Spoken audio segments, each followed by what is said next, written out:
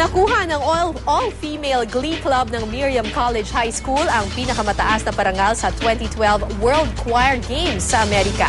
Ang paligsahang ito ang itinuturing na Olympics ng mga choral competition. May news to go si Haji Rieta.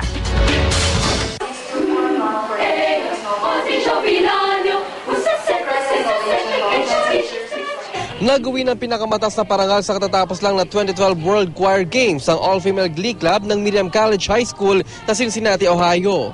Ito ang gold diploma para sa kategoryang Sacred Music at Youth Choirs of Equal Voices. Ayon sa conductor ng grupo, pinaghandaan daw nilang mabuti ang laban kaya napabilid nila ang mga hurado. It's really for the school and the country, of course. Overwhelming po. Ganun pala yung pakiramdam na nagdudulot ng karangalan para sa ating bansa.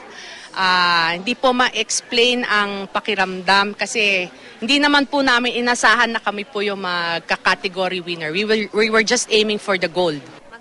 Isa si Tiffany sa miyembro ng grupo. Kinabahan daw siya dahil first time niyang sumali sa glee club at nanalo pa sila. Sobrang saya. I mean, I was expecting like gold or whatever, pero never gonna expect like winner talaga.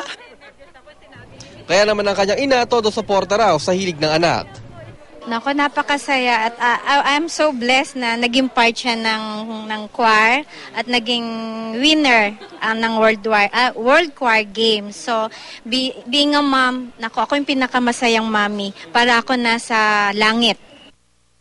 Ikalawang pagkakataon ito ng Miriam College High School Glee Club na sumali sa World Choir Games na itinuturing na Olympics pagdating sa mga choral competition.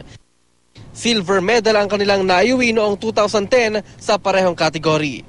Haji Rieta, GMA News.